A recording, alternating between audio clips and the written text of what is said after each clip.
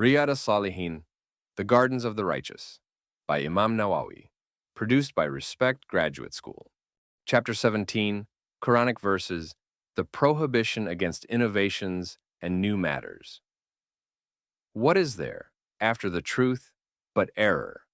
Surah Yunus, chapter 10, verse 32.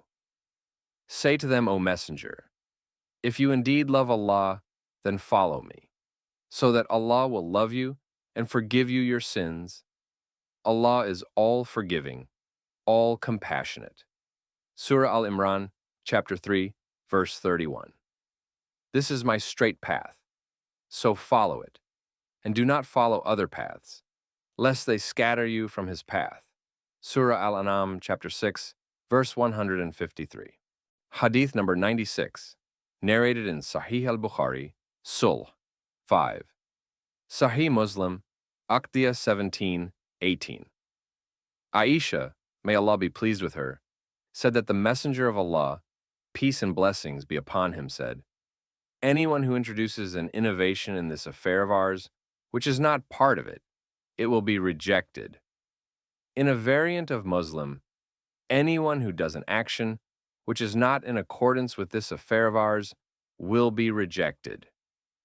Hadith number 97, narrated in Sahih Muslim Jumu'ah 43.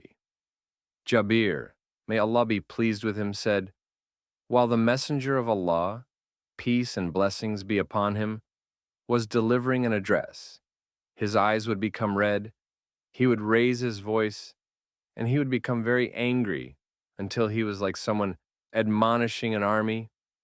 He would say, guard yourselves against attack in the morning and the evening. He would say, I have been sent at a time when I and the last hour are like these two. And he joined together his index finger and middle finger. He would say, following on from that, the best speech is the book of Allah. The best guidance is the guidance of Muhammad. Peace and blessings be upon him. The worst of matters are the new ones, and every innovation is misguidance. Then he would say, I am more entitled to every believer than his own self. Whoever leaves property, it is for his family. Whoever leaves a debt or family, it is on me.